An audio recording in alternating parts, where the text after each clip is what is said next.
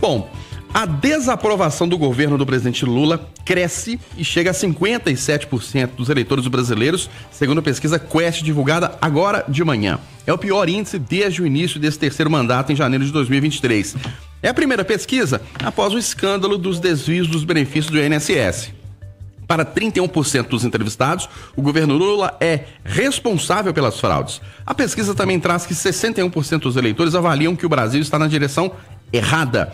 Sobre as mudanças no IOF, 41% acham que o governo acertou ao voltar atrás sobre o aumento do imposto sobre operações financeiras e 36% pensam o contrário. Ô Marcelo da Fonseca, a desaprovação subiu um ponto e a aprovação caiu um ponto também. Bom dia pra você. Bom dia, Eustáquio. Bom dia, amigos Conversa. Bom dia a todos os ouvintes. O problema não era a comunicação, então, né, Eustáquio? Não era só colocar um marqueteiro na chefia da comunicação que ia salvar o governo Lula. O problema é o governo.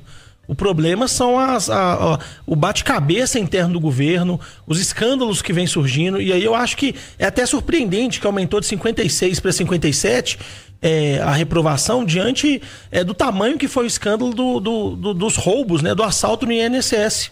Né, é um caso que afetou muitas pessoas, muitas famílias, milhões de brasileiros e bateu muito pesado com o governo Lula, porque é no governo Lula que o número de dinheiro que foi fraudado triplicou, né? Chegou a quase 3 bilhões. Então, eu achei até que essa desaprovação poderia aumentar, dado o tamanho do caso do INSS. Agora, o governo Lula tem que começar a entender, eu acho que o marqueteiro, né, quando você coloca um marqueteiro ministro, ele tá sempre fazendo campanha. Mas o governo Lula precisa entender que na campanha, como presidente, ele tem que entregar resultados. Não dá mais para ficar fazendo discurso, dando entrevista, fazendo promessa. Ele já está no terceiro ano de governo dele e ele está na hora de começar a entregar mais resultados. Senão, não tem nenhum marqueteiro que salva. E para você, Rita Mundim, por que subiu a desaprovação e caiu a aprovação do governo Lula? Bom dia. Bom dia, Eustáquio. Bom dia a todos. Eu acho que só não subiu mais a desaprovação por causa do marqueteiro e dessa série de pacotes de benefícios que o Lula vem soltando e vem prometendo. Mas, no resumo da ópera, uma coisa me chamou a atenção, que por faixa etária, os eleitores, né, as pessoas com mais de 60 anos de idade ou mais, o índice de aprovação aumentou. Olha que coisa curiosa. Mas, enfim, eu acho que, no geral, só não aumentou mais por causa do marketing e, principalmente, por causa do pacote de benefícios, esse discurso de vender benesses, de crédito consignado, isso tudo que a gente está vendo aí. Agora, economia e política andam de mãos dadas. E esse IOF é uma tragédia para o crédito, assim como é uma tragédia também para o fluxo de capitais dos brasileiros, né? Se você está perdendo sua liberdade de viajar, sua liberdade de aplicar, colocar imposto, IOF em cima de previdência, isso é um absurdo. A gente sabe que a previdência oficial não funciona, você não pode nem fazer uma previdência privada. Então, é muita incoerência, é um governo perdido. E eles ficam procurando aonde podem arrecadar, soltam as medidas e, ao mesmo tempo que soltam essas medidas arrecadatórias, eles colocam empecilhos para essas próprias medidas. Uma incoerência. Você dá crédito, aumenta o crédito para botar dinheiro na mão do brasileiro e aumenta o custo do crédito através do IOF. Povo doido, povo louco, estão perdidos e a desaprovação vai continuar aumentando no meu modo de entender. Ô William Travassos, e pra você, o que aconteceu com o governo Lula? O quê? O que aconteceu? Não, o que aconteceu dos 2 primeiros mandatos, quando o presidente Lula tinha altos índices de aprovação, e para esse terceiro mandato, que basicamente a ideologia é a mesma, as medidas tomadas pelo governo são as mesmas dos 2 primeiros mandatos, mas é uma tragédia esse governo. Bom dia, Eustáquio. Bom dia, bancada. Bom dia, os ouvintes da Itatiaia. O momento era outro, Eustáquio. O mundo era diferente. Você não tinha hoje, não tinha essa liberdade que nós temos hoje, né, de comentar as coisas, de falar, de mostrar, de pensar sobre política, sobre economia, porque as pessoas não conversavam sobre isso. E depois, principalmente desse evento, né, da era Bolsonaro, dessa área digital, as pessoas começaram, através da polarização, pro bem ou pro mal, o povo brasileiro começou a falar um pouco mais sobre os problemas, sobre política. Isso foi para a mesa do brasileiro. Então eu acho que a gente começou a pensar mais no nosso país, tentando encontrar uma alternativa. O governo fraco, ele precisa de propaganda forte. Se vocês observarem, o Marcelo falou sobre a mudança, né, da linha de comunicação do governo. Essa semana, ou desde semana passada, o Lula já vem com um tom mais acima, mais agressivo, né, mais Lula de ser, disparando para tudo quanto é lado, acusa um, acusa outro, tentando se defender, está na defensiva. Só que o que a gente percebe no dia a dia é muito do que a Rita falou. As medidas, elas não conseguem agradar ao mercado, elas não conseguem agradar ao povo brasileiro. Isso muito em função de uma bateção de cabeça. O governo está perdido, porque você consegue mudar um país quando você tem aprovação. Quando você não tem aprovação, você não tem força. Então você não consegue mobilizar e as coisas não andam.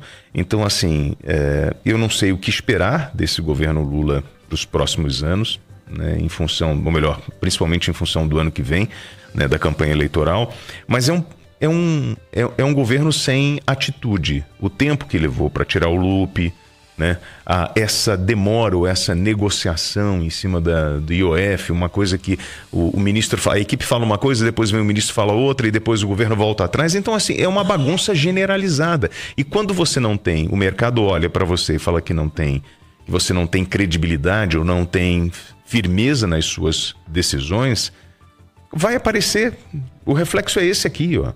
Agora, o pior de tudo é entender que um governo fraco, que não tem essa popularidade, não vai conseguir produzir mudanças necessárias para equalizar esse momento difícil que a gente está vivendo. E para você, Eduardo, qual é a diferença dos 2 primeiros mandatos do presidente Lula com altos índices de aprovação para esse terceiro mandato com altos índices de reprovação? Bom dia. Bom dia. Eustáquio, Maurício Campos foi prefeito de Belo Horizonte, indicado, não eleito, e fez história. Quando perguntaram para ele da possibilidade dele voltar a candidato, ele falou assim, a gente não deve voltar ao cargo que já exerceu um dia. Ele tinha tanta razão que 20, 30 anos depois ele foi candidato a vereador e perdeu. Fernando Henrique, em várias entrevistas da Itatiaia, ele que, como ministro de Itamar, foi o responsável por operacionalizar. E logo em seguida, como presidente, ele consolidou o Plano Real, que foi um feito e tanto, ele se arrependeu de ter brigado, feito acordos com o Congresso para a reeleição. Ele se arrependia disso. A reeleição é uma gelada. E engana, eu discordo dos que acham que na época dos governos Lula e Dilma não tinha tanta divulgação. Já era um escândalo atrás do outro. Gente, a Dilma só lidava com impeachment e fraqueza. E com um escândalo do Lava Jato, um negócio horroroso. O Lula foi preso. Gente, ele só voltou porque o Bolsonaro falava uma bobagem de manhã, outra de tarde, outra de noite. Ele parava perto dos jornalistas para xingar todo mundo e falar bobagem. E a gente falava isso aqui.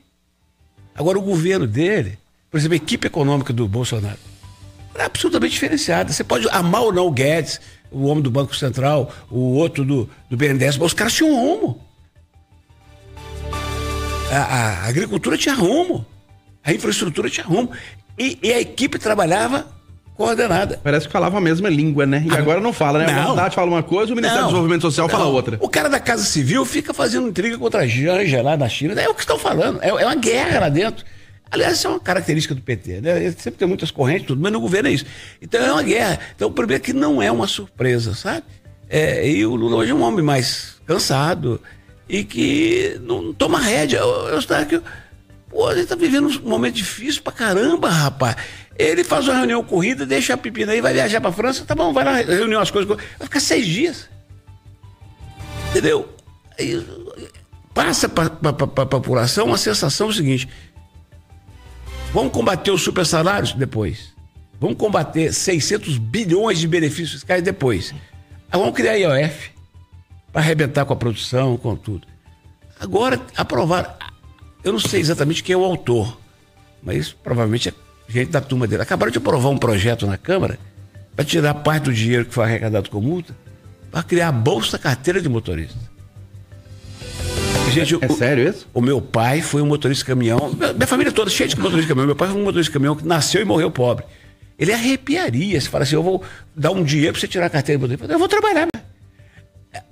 Olha aqui, a grande marca dessa terceira gestão do Lula, na minha modesta opinião, é de que está criando no brasileiro e na nação o sentimento de que o trabalho é algo menor. Vamos cuidar dos pobres. Tá bom, mas quem paga a conta? Não, mas tem que cuidar dos pobres. Tá bom, mas quem paga a conta? O supermercado tá sem gente para trabalhar. O azar é deles. Eles que aumentam o salário. É muito simples. O dono do supermercado aumenta o salário, joga no imposto. Quem vai pagar? O pobre. Então, sabe, não tem uma conversa séria. É um desarranjo. Nós estamos recebendo ali, o João Bento trouxe ali um ortopedista ali, lá de Caeté. Auro Brito é o nome dele, né? Ele está ali olhando para nós e perguntando o seguinte: ô Marcelo, ele deve estar olhando para o Marcelo. Ontem teve uma entrevista com o ministro dos Transportes aqui, certo? Certo. E depois o Marcelo o levou ele para a casinha onde o couro canta e ficou com ele mais 1 hora conversando. Apertando ele. Aquele ortopedista ali, que trabalha muito e que precisa ir e vir para a terrinha dele, ele deve estar doido para saber do Marcelo se o Marcelo ficou convencido ontem de que essa duplicação daqui para Caeté vai sair nos próximos 100 anos. Então, esse é o governo. Esse é o governo, tá? Então, como é que você querer mais aprovação? Não tem jeito, não. Eu já falei demais, eu vou parar aqui. O Edu, posso falar só uma coisinha? Claro. Posso falar só uma coisinha? O Eduardo acabou de falar a loucura do Brasil. O discurso é maravilhoso e a prática é completamente longe do cidadão. Por isso que a gente fica doido. A gente fica doido. E você quer ver, Rita?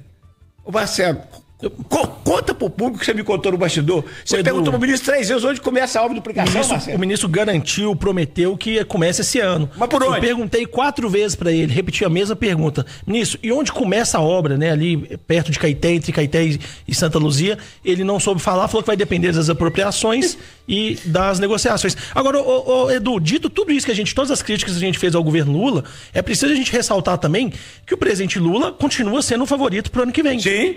As pesquisas que mostram a rejeição dele alta, mostram também que quando ele disputa com Tarcísio ele ganha, com o Zema ele ganha de lavada, com o Caiado ele ganha de lavada. Então assim, a gente também tem que lembrar que tudo muda muito rápido. Em 2005, quando estourou o escândalo do Mensalão, a popularidade do Lula estava lá embaixo. O que aconteceu em 2006? Ele foi reeleito. Em 2014, quando estourou o Petrolão, a Dilma, a popularidade, foi lá embaixo. O que aconteceu em 2014? A Dilma foi reeleita. Então, tudo isso até o ano que vem, muita água vai passar debaixo dessa ponte e o presidente Lula tem a caneta na mão para tentar corrigir os problemas do governo dele. Só o cidadão. A turma conhece o Caiado? A turma conhece o Zema no Brasil? Porque assim, qual é a figura que uma pesquisa hoje fala o seguinte: em quem você votaria? Eu tenho aqui, ó, o Lula, o Caiado, o Zema. O cara vai no nome que ele conhece, amigo. Mas aqui. Ele vai votar no Caiado, ele não conhece. Qual é o papel, a dificuldade desses caras? Do Tarcísio, do Zema, do Caiado, é conseguir aparecer pro Brasil e dizer assim, ó, eu fiz um bom governo, eu